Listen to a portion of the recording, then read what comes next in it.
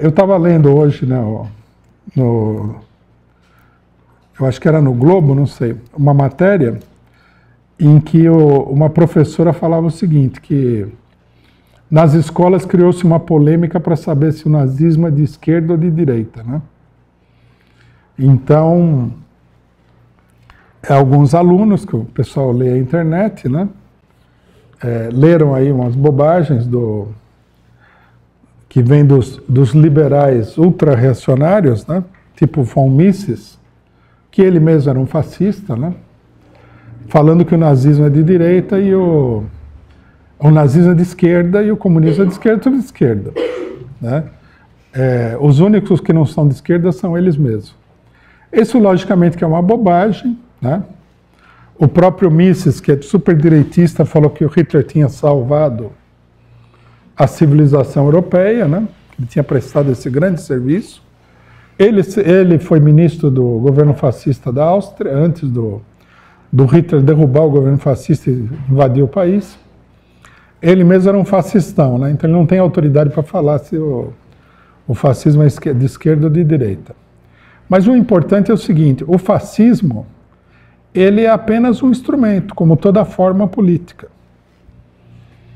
A burguesia, ela pode assumir diversas caras políticas. Ela pode ser democrática, ela pode ser mais ou menos autoritária, ela pode ser uma ditadura que não é uma ditadura fascista e ela pode ser fascista. A grande questão que nós temos que entender é que o governo do Hitler na Alemanha era o governo dos grandes industriais alemães, das empresas químicas, das empresas siderúrgicas, né? Isso daí não é nem motivo de discussão, a não ser que a pessoa seja muito ignorante. Está tudo relacionado. Nós mesmos publicamos um livro muito interessante, né, que chama Eu Financiei Hitler, do dono das empresas metalúrgicas Thyssen, hoje ThyssenKrupp, que eram duas empresas separadas na época. Os Krupp também financiaram o Hitler. Os Thyssen financiaram o Hitler. As empresas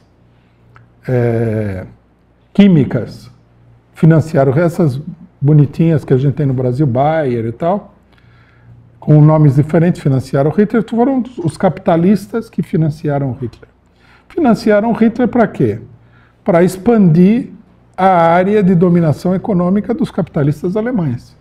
E, em última instância, o Hitler era isso, era uma ferramenta, uma arma que a burguesia usou para atingir os seus objetivos econômicos. Esse é o fascismo, né? Então, por exemplo, se a pessoa cair no conto de que a luta mundial é a luta entre os democratas e os fascistas, está completamente enganado. Por isso que a política do PSTU é uma política tão confusa, porque eles não levam em consideração as classes sociais que se escondem ou se revelam por detrás dessas aparências e formas políticas. Por detrás de uma democracia, entre aspas, pode estar o pior tipo de poder, né, explorador e opressor do mundo que você possa imaginar. Por exemplo, os Estados Unidos é considerado uma democracia, modelo de democracia. Mas o que é essa democracia? É a dominação dos grandes empresários norte-americanos que oprimem o mundo todo. Aí você tem aí um governo que o pessoal considera como uma ditadura, por exemplo, Erdogan na Turquia. Mas você vai ver o que é o conteúdo social do governo, é um setor da burguesia nacional turca se defendendo da pressão do imperialismo internacional. Em cada lugar varia. Também as democracias apoiam ditaduras inacreditáveis, como é o caso da Arábia Saudita, porque faz parte dos seus interesses. E atacam a Venezuela como se fosse uma ditadura, que é absurdo. Essa semana, a Anistia Internacional, uma organização profundamente pró-imperialista, falou que o Maduro executou 8.500 pessoas na Venezuela. Não sei de onde eles tiraram essa informação, como é que aconteceu isso daí, mas é visível que é parte da campanha para invadir a Venezuela. Quer dizer, A luta política mundial tem que ser entendida não como formas políticas, democracia, fascismo, isso, aquilo, aquele outro, mas como a luta entre as classes sociais. Entre a classe operária mundial, a burguesia mundial, a burguesia mais fraca dos países atrasados, que muitas vezes assumem um caráter nacionalista, as classes intermediárias, campesinato, classe média da cidade. A luta política é uma luta de interesses de classe. Não é uma luta entre determinadas ideologias reais ou falsas.